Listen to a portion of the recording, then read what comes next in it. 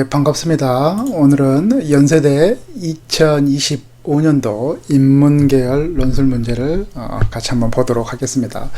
먼저 연세대 준비하시는 수험생들은 연세대 그 문제의 이 제목부터 좀 한번 우리가 잠깐 좀 체크를 해볼 필요가 있을 것 같은데요. 왜냐하면 연세대가 대학 입시에서 논술 문제를 출제한 지가 꽤 오래됐죠. 이제 실제 제가 여러분들한테 인강이나 책이나 해제 강의를 통해서 제공하는 것도 이제 2008년도 기출문제부터 제공을 하고 있는데요. 실제로 이 긴 세월 동안 연세대가 수많은 논술 문제를 출제하면서 나름대로 약간 큰 좀 변화가 있었습니다. 그러한 변곡점에서 중요한 포인트를 좀 알면서 연세대 논술 문제를 좀 우리가 대비할 필요가 있을 것 같은데요. 일단 2020년도를 기준으로 해서 2020년도 이전과 그 다음에 2020년도 이후가 굉장히 이제 크게 좀 달라지는 변곡점이 되겠습니다. 이 2020년도 이전에는 문제가 두 문제이면서 한 문제당 천자 내외였고, 그 다음에 2020년도 이후로는 지금 현재의 유형인 1-1, 1-2, 2-1, 2-1 사실상 4개 문항이라고 봐야 되겠죠.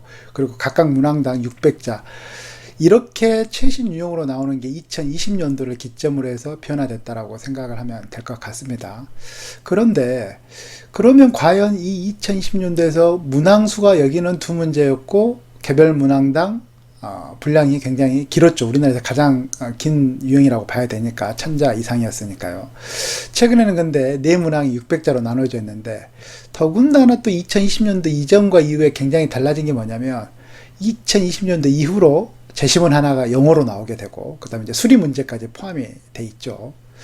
그리고 또 하나 또 약간 기술적인 입시 체계상으로 또 바뀐 점 보게 되면은, 이전에는 연세대가 아주 예전에는 아주 높은 수능 최저 기준이 있었죠. 근데 최근 2020년도 이후로는 완전히 심지어 이제 내신까지도 반영을 안 하게 되는 거니까요. 완전히 연세대는 논술 100%로 지금 뽑고 있게 되는 거죠.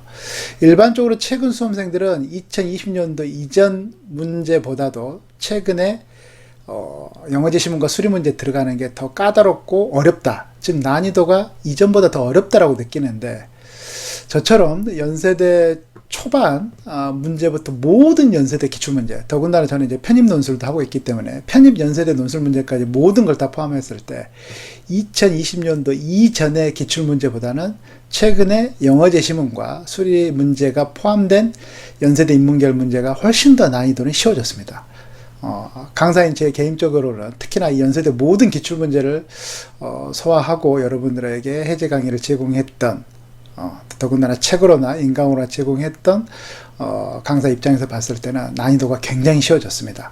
단순히 일반적으로 수험생들이 영어 제시문과 수리에 대한 거부감 때문에 어렵다고 느낀다면, 이전에 2020년도 이전에 연세대 기출문제 난이도가 얼마나 어려웠던 거에 대해서 비교를 안 한 상태에서 지금 시험 준비를 하고 있다, 이렇게 보시면 될 것 같아요.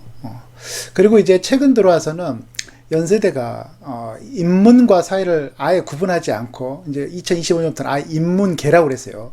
이 전까지는 인문사회 1, 인문사회 2, 그 다음에 이제 인문사회 이렇게 통합적으로 했는데, 이제는 인문과 사회라는 의미 자체, 어원의 의미 자체에 구분을 두지 않는 것 같아요. 그래서 사실상 인문계열과 자연계열로 나누고 있다, 이렇게 보시면은 될 것 같습니다.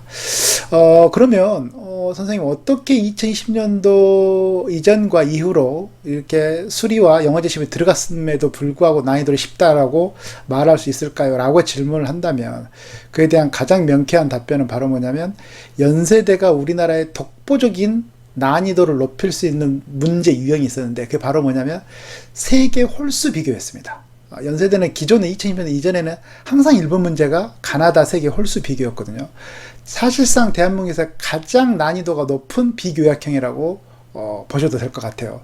그런데 그게 2020년도 초반에는 연세대에 너무나 카리스마적인 연세대만의 특징적인 유형이었기 때문에 2020년도 초반까지는 조금 나왔는데 그 뒤로는 아예 없앴습니다. 왜냐하면 시험 시간이 2시간밖에 안 되는데 문항은 4개죠. 거기에 또 긴 영어 제시문에 또 여러분들은 또 나름대로 영어 제시문도 또 어렵다라고 생각을 하죠. 거기에 수리 문제까지 포함됐는데 가장 극한적인 난이도인 세계 홀수 비교까지 들어가게 되면 사실상 수험생들이 2시간 안에 이 문제를 풀 수 있을 것인가 라에 대해서 좀 연세대 대학 측에서는 좀 수험생들이 버겁다라고 느낄 것이다 라고 해서 2020년도 모의부터 한두 번 세계 홀수 비교 나오다 최근에는 아예 사라졌습니다.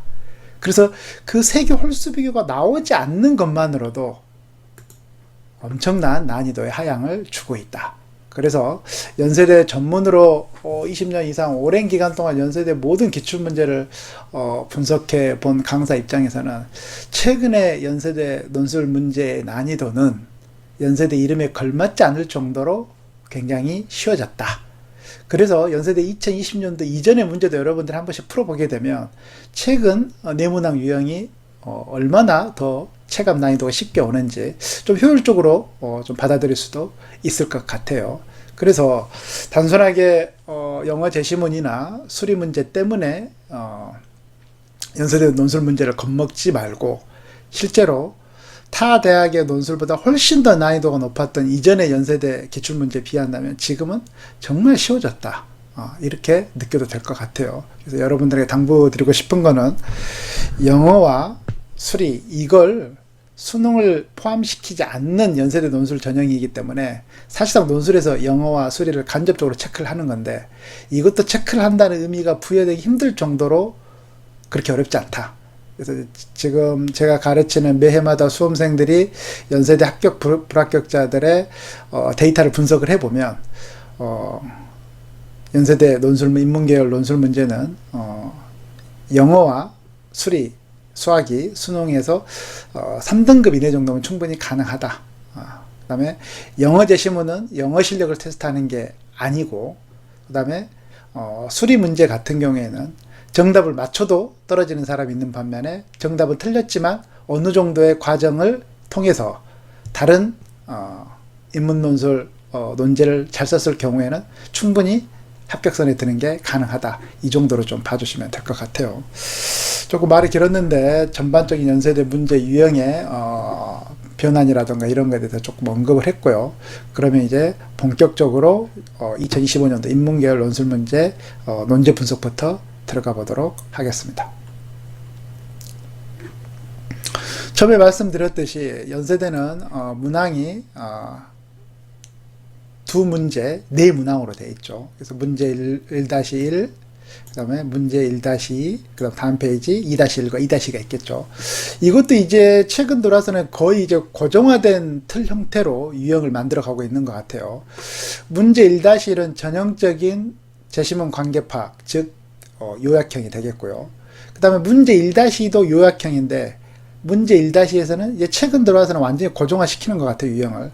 아래 지문 A가 나와 있고, 앞에 나와 있던 제시문 가나다의 특정 제시문과 비교. 그래서 전체적인 틀로 봤을 때는 문제 1-1과 1-2는 사실상 요약형, 그 중에서도 비교 요약형. 그리고 제시문 가나다의 관계 파악과 지문 A의 특정 제시문과의 관계를 얼마나 제대로 잘 이해하고 있느냐. 그걸 묻는 거라고 보시면 될 것 같고요. 그 다음에 1-3은 통계 자료 분석이라고 보면 됩니다. 그리고 사실상 그러면 자기주장은 어디에 나오느냐? 1-3번 통계 자료에서 자기주장이 들어가야 된다. 그 다음에 맨 마지막에 2-2는 수리 문제가 들어가 있다고 보시면 됩니다. 그 다음에 수리 문제도 초반에는 약간 독립적인 형태의 주제로 나오는 경우도 몇 번 있었는데 최근 들어와서는 전체 주제와 연결고리를 띄고 있다. 그래서 2-2 수리 문제를 푸는 데 있어 가지고 문제 1-1, 1-2, 2-1 이거에 대해서 직접적인 영향은 없을 수도 있지만 전체적인 주제 아래에서 같은 카테고리 범주 안에 들어있는 수리형 문제이다. 이렇게 봐주시면 될 것 같아요. 뭐 좀 더 직설적으로 얘기한다면 앞에 나와 있는 1-1, 1-2, 2-2를 제대로 풀지 못했다면 설령 본인이 수학 실력이 좋다고 하더라도 2-2에서 낭패를 볼 가능성도 있다. 이렇게 봐주시면 될 것 같습니다. 자, 그럼 본격적으로 개별 문항에 대해서 논제 분석을 해보겠습니다. 문제 1-1이죠. 제시문 다를 제시문 가와 재심은 나의 관점에서 각각 설명하시오. 제가 이렇게 밑줄을 그어놓은 게 이게 바로 논제입니다. 그러면 여기 나와 있는 가, 나는 제가 밑줄을 안 그었죠. 여러분들이 이게 사소하게 생각하지 않고 굉장히 좀 중요하게 좀 받아들여야 될 필요가 있는데요. 이 문제 1-1은 문제인데 여러분들이 항상 이 문제를 접근할 때는 논제 분석이라는 걸 해야 됩니다. 그래서 이게 문제인데 여기에 그러면 논제는 뭐냐? 가와 나는 논제가 아니에요. 즉 문제 1-1은 가와 나를 묻고 있는 게 아니라 뭘 묻고 있다? 바로 여기 나와 있는 다를 묻고 있습니다. 그래서 출제자가 우리가 직접적으로 요구하는 건 뭐냐면 다를 설명하라는 거예요. 근데 다를 설명하는데 조건이 있다. 바로 뭐다? 가와 나의 관점에서 각각 설명해라. 이런 단어들은 여러분들이 절대 놓쳐서는 안 됩니다. 가와 나를 각각 설명하라는 거는 재심은 다는 가의 관점에서는 이렇게 설명할 수 있고 재심은 다는 나의 관점에서는 이렇게 설명할 수 있다. 이렇게 써야 되는데 이 각각이라는 단어를 여러분들이 소홀히 여겨버려 가지고 가와 나를 묶어 가지고 통합적인 내용으로 풀었었다. 그렇게 됐을 경우에는 무조건 감점 처리가 됩니다. 왜? 논제 이탈이니까. 그래서 이거는 굉장히 논술에서 기본적인 수험생의 문제임에도 불구하고 실제 수험생들이 이걸 간과해서 정말 1-1번부터 점수를 뺏기는 경우가 굉장히 많습니다. 꼭 그 여러분 주의를 해야 되겠죠. 그리고 가, 나의 관점이라고 했기 때문에 여러분들이 가와 나를 제대로 이해했다고 하더라도 가와 나를 압축 언어로 어떤 관점이란 걸 여러분들이 압축 언어로 조금 만들어줄 필요가 있습니다. 그래서 예를 들어서 가는 고구마 관점, 나는 감자 관점, 이렇게 채점 교수님 입장에서 봤을 때 이 학생은 가를 이런 관점으로 봤구나, 이 학생은 나를 이런 관점으로 봤구나, 이걸 좀 명확하게 인식을 해줄 필요가 있다는 거죠. 그리고 제가 초반부에 연세대 문제가 2020년도 이전 기출문제 유형보다 훨씬 더 난이도가 쉬워졌다는 게 뭐냐면 어느 정도 연세대 논술 문제를 제대로 공부했다고 한다면 제시문을 읽어보지 않더라도 출제자가 가나다의 관계를 어떻게 만들어든지 어느 정도 유추가 가능합니다. 그 정도로 연세대 논술 문제 난이도가 쉬워졌다는 거죠. 솔직히 예전에 논술 초반기 때는 서강대 논술 문제가 가장 난이도가 어려웠거든요. 그래서 그 다음이 연세대 정도 됐다라고 보시면 될 것 같아요. 근데 이제 서강대가 너무 어렵다 보니까 난이도를 좀 줄였죠. 그리고 연세대가 세계 홀수 비교를 통해서 난이도를 아주 극대화하고 우리나라의 원탑 난이도를 했었는데 실제 세계 홀수 비교가 없어진 뒤로 연세대 문제 1-1의 재심은 가나다. 그러니까 사실상 재심은 3개죠. 하지만 예전에 직접적인 세계 홀수 비교는 아닙니다. 난이도가 너무 쉬워졌어요. 이런 경우에는 다를 설명하는데 가, 나를 근거로 해서 설명하라는 거다. 그러면 뭐다? 가와 나가 대립성을 띨 수도 있겠네 라는 것까지도 여러분들 유추가 가능해요. 꼭 이게 100% 맞다가 아니라 출제자가 문제를 만들었을 때 이렇게 만들었을 가능성이 크다는 거죠. 그래서 아까 선생님이 제가 뭐라고 그랬냐면 가는 고구마 관점, 나는 감자 관점, 이렇게 나오듯이 만약에 가가 검은색 관점이라고 한다면 나는 뭐야? 흰색 관점일 가능성이 커요.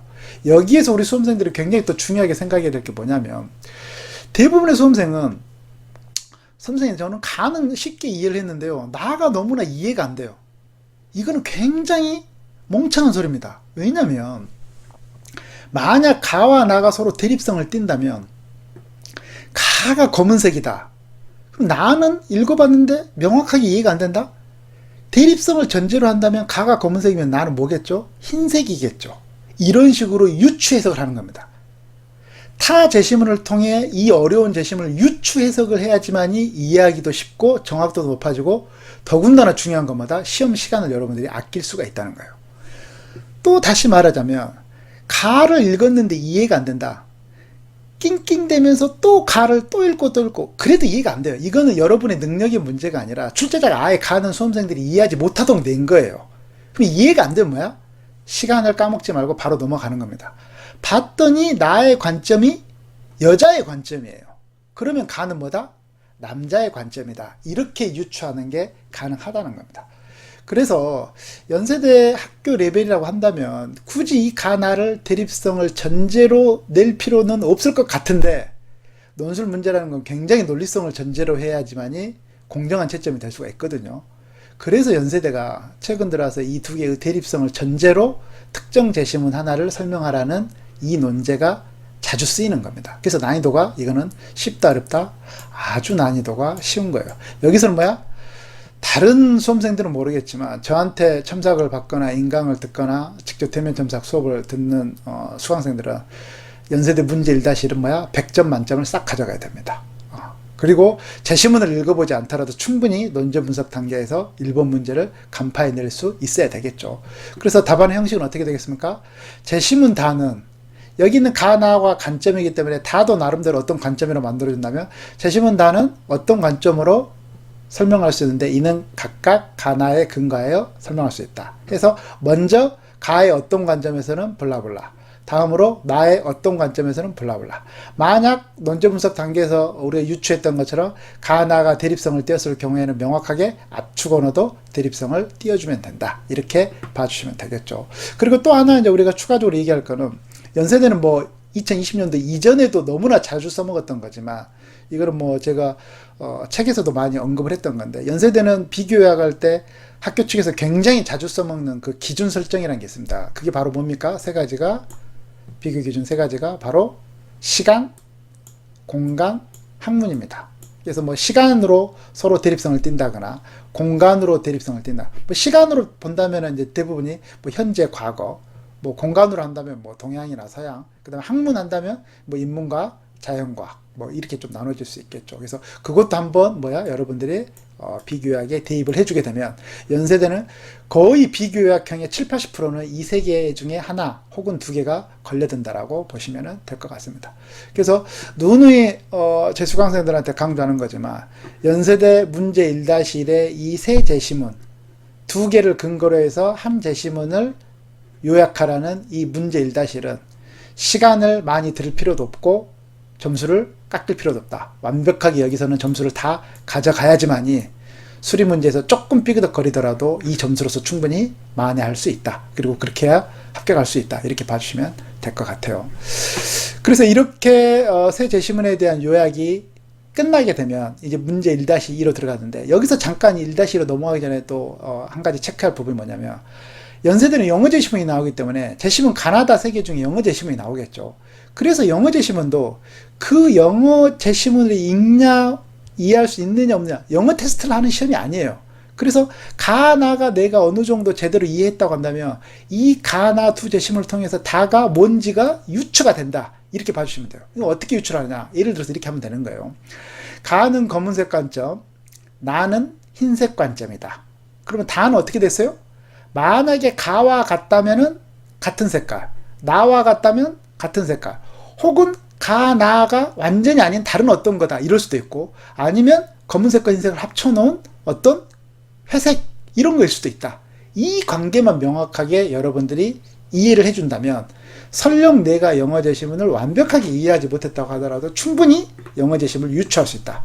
그래서 오히려 수능 영어를 만점 받은 학생이 유추를 안 하게 되면 영어 제시문 다를 더 이해할 수 없는 경우도 있고 혹은 수능에서 영어가 한 3등급 정도밖에 안 되는데 나는 영어 실력이 부족해서 제시문 다 영어를 완벽하게 이해를 못했는데 가와 나를 좀 이해하다 보니까 이게 이럴 것 같은데 라고 논리적 유추가 가능하다. 오히려 그게 더 점수를 더 잘 받을 수 있다는 겁니다. 그래서 그거 원리만 제대로 이해한다면 본인이 영어가 한 3등급 혹은 4등급이라고 하더라도 연세대 논술 문제에 나오는 영어 제시문에 대해서 전혀 쫄 필요가 없다. 이렇게 이해를 해주면 될 것 같아요. 자, 1-10번 봅시다. 아래 지문 A를 읽고 가의 관점과 비교 설명하시오. 여기 나와 있는 지문 A와 어떤 제시문의 관계입니까? 가의 관계이기 때문에 여러분들은 문제 1-1을 풀 때 뭘 염두에 두면 되겠어요? 가나다 중에서 가장 중요한 제시문은 뭐다? 가다. 왜? 1-1을 풀 때는 가가 중요하니까. 그래서 이렇게 논제 분석 단계에서부터 내가 1-1에서 가나다 3개를 다 이해해야 되지만 그 중에서도 어떻다? 제시문 가는 데가 반드시 이해를 해야지만이 1-1을 풀 수 있다. 이렇게 보면 되겠죠. 그리고 여기도 마찬가지예요. 여기 있는 이 지문 A와 제시문 가의 관계 설정을 제대로 여러분들이 요약해서 이해하고 있느냐 이걸 채점자가 요구하는 거기 때문에 지문 A와 제시문 가는 서로 같을 수도 있고 다를 수도 있고 어떤 면은 같고 어떤 면은 다를 수도 있겠죠. 근데 지금 여기 보게 되면 뭐가 되어 있습니까? 비교라는 논제가 명확하게 나와 있기 때문에 더군다나 여기 있는 비교는 뭐예요? 짝수 비교예요? 홀수 비교예요? 지문 A와 가의 짝수 비교죠.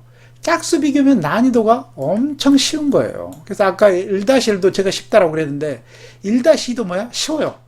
그러니까 아무리 제가 여러분들한테 연대 논술 문제를 좀 어려운 문제다라고 말을 하고 싶다고 하더라도 연대는 2020년도 이후로 난이도가 쉬워졌습니다. 세계 홀수 비교가 사라진 이후로 연세대는 우리나라에서 가장 어려운 문제라고 제가 절대 말할 수가 없을 정도로 쉬워졌어요. 그래서 이 비교라는 거는 또 뭡니까? 대립성을 전제로 하는 논제이기 때문에 지문 A와 제시문 가는 뭐야? 대립성을 띠고 있어요. 그러면 앞에 나와 있는 1-1에서 가를 제대로 이해했다고 한다면 이거와 뭐야? 어떻게 다른 점이 있는지 지문 A를 여러분들이 파악을 해주면 되겠죠. 그래서 항상 비교라는 거는 지문 A와 가, 즉 비교 대상의 제시문이 서로 공통된 기준을 가지고 있어요. 그러니까 지문 A와 가 둘 다 뭐에 대해서 말하는데 어떤 면에서 명확하게 두 개가 비교가 되고 있다. 이렇게 말을 해주면 될 것 같습니다. 그래서 아래 나와 있는 이 지문 A를 완벽하게 이해하지 못했다고 하더라도 비교를 전제로 한다는 것은 대립성이 있는 거기 때문에 앞에 나와 있는 가를 제대로 이해했다고 한다면 그 가를 통해서 대립적인 부분으로 이 지문 A를 읽어주면 여러분들이 충분히 그 비교를 나름대로 어렵지 않게 해낼 수 있다. 하지만 그 비교가 단순하게 그냥 검은색, 흰색 이런 비교는 아니겠죠. 여기보다는 약간 고차원 쪽으로 되긴 하는데 그럼에도 불구하고 이전의 세계 홀수 비교보다는 훨씬 더 쉬운 난이도라고 여러분들이 생각을 해주시면 될 것 같습니다. 자, 그러면은 다음 이제 통계 자료가 나오는 2-2-2를 한번 보도록 하겠습니다.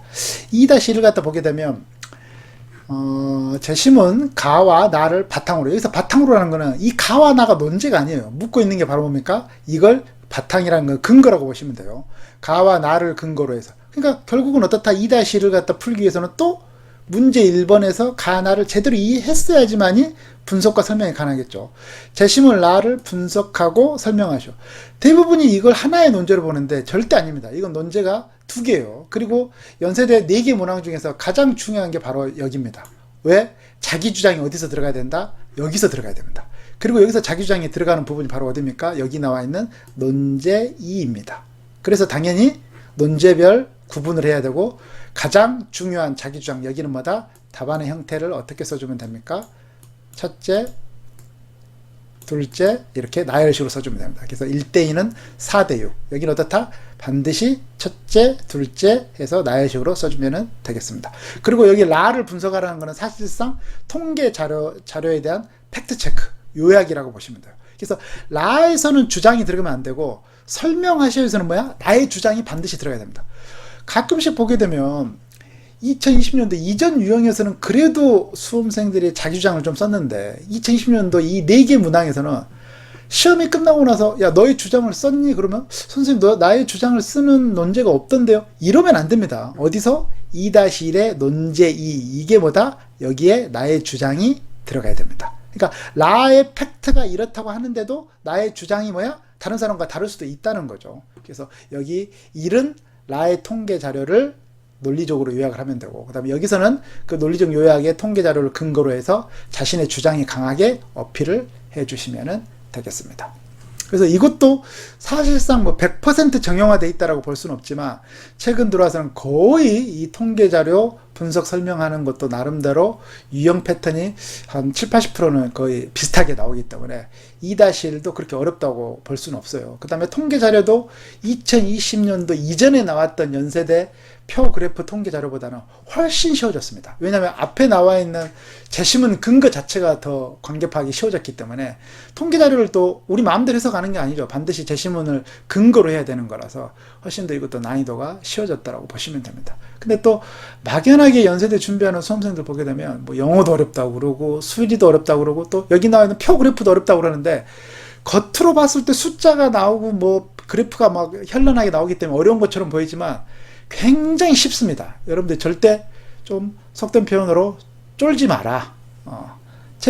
출제하는 교수님들이 여러분들이 시각적으로 어렵게 느끼게 하려고 했다는 게 저는 느껴지거든요. 그러니까 여러분도 그것만 좀 느껴진다고 한다면 전혀 통계 자료에 대해서 공포감을 느낄 필요가 없습니다. 그 다음에 마지막 2-2가 이제 수리 문제가 되는데, 또 여기 보게 되면은 이러한 수식적 구조가 나오게 되면 수학을 싫어하는 사람도 굉장히 어렵다라고 느끼죠. 그래서 예전에 초반에 2000년대 초반 같은 경우에는 사실상 수학 실력이 전혀 의미가 없었어요. 수리적 개념만 알면 풀 수 있는 문제였는데, 최근 들어와서는 이제 수식적인 형태가 들어가죠. 그래서 그마저도 수능 수학의 3등급 정도면 충분히 커버가 가능하다, 이렇게 보시면 되고요. 실질적으로 지금 굉장히 문제가 긴데, 여기서도 여러분들 반드시 논제 파악을 해야 됩니다. 지금 수리 문제에서는 두 가지 논제를 주고 있죠. 정부가 선택하는 X를 구하고, 이 X는 정답이 있다 없다? 있죠. 그래서 이걸 맞추면 점수를 더 많이 받겠죠, 당연히. 이를 바탕으로 이 X를 근거로 해서 공동체 활동 참여 인구 비율에 관한 결과를 재심은 나와 연결. 또 나가 나왔기 때문에 단순히 수학 실력만 요구하는 게 아니라 뭐다? 앞에 나와 있는 문제 1-1의 재심은 나를 제대로 이해했느냐, 그것과 또 연결해야 된다는 거죠. 그래서 전체적인 문제 주제와 연결고리를 띄고 있기 때문에 실질적인 수학 실력을 요구하는 거는 이 논제 1밖에 없습니다. 그래서 이걸 맞추면 너무너무 좋겠지만, 설령 이게 틀렸다고 하더라도 그 과정이 나름대로 어느 정도 노력을 했다. 그 다음에 여기 나와 있는 전체적인 주제와 또 연결 지어서 나름 해석을 했다라고 한다면, 이걸 틀렸다고 하더라도 어느 정도 이걸 마무리를 지었다고 한다면, 제 기준으로 봤을 때는 연세대는 기본 점수를 주는 것 같아요. 이게 무슨 말이냐면, 앞에 나와 있는 문제 1-1, 1-2, 2-1 이걸 엉망으로 썼는데, 단순히 이 수학 실력 하나, 이게 정답을 맞췄다고 해서 합격시키는 일은 없어야 된다. 이게 연세대의 기본 시험 논조인 것 같아요. 대신 거꾸로 얘기한다면, 이걸 틀렸다고 하더라도 어느 정도 나름대로 노력을 보여줬다고 한다면, 앞에 나와 있는 인문 논술이 우수하다. 그러면 설령 정답이 틀렸다고 하더라도 합격을 시켜준다. 이렇게 보면 될 것 같아요. 그래서 지금까지 연세대 합격자, 불합격자를 좀 분석을 해보면, 이 수리 문제 정답을 맞췄는데도 떨어진 학생들이 있는 반면에, 이걸 틀렸지만 그래도 전제 조건은 뭐냐면 답안을 완성을 시켜야 됩니다. 그래서 중요한 거는, 수리 문제는 맞추면 너무너무, 정답을 맞추면 너무너무 좋겠지만, 이거 틀렸다고 해서 무조건 떨어진다, 이러진 않는다. 그래서 그만큼 수리 문제보다도 앞에 나와 있는 인문 논술에 여러분들이 조금 신경을 써야 되는 거는 뭐 두말할 나위가 없겠죠. 그래서 전반적으로 1-1과 1-2는 요약형, 그 다음에 통계 자료가 나오는 2-1에서 논제가 2개 나왔을 경우에는 앞에 나와 있는 거는 팩트체크인 요약형, 뒤에 나와 있는 게 자기주장. 만약에 설령 2-1이 앞에 나와 있는 요약형 논제가 안 나오고 그냥 라를 분석하라, 혹은 라를 설명하라 했을 경우는 그 자체가 자기주장이라고 보시면 될 것 같아요. 그 다음에 이제 수리 문제도 거의 이제 정형화된 형태로 나오는데요. 논제가 2개가 나오면은 논제 1 같은 경우에는 사실상 수학형, 그 다음에 논제 2는 인문 논술인데 이 2개가 나름대로 섞여져 있다, 이렇게 봐주시면 될 것 같아요. 이걸 맞춰야지만이 이게 조금 더 논리성이 극대화될 수 있다, 이렇게 봐주시면 될 것 같습니다.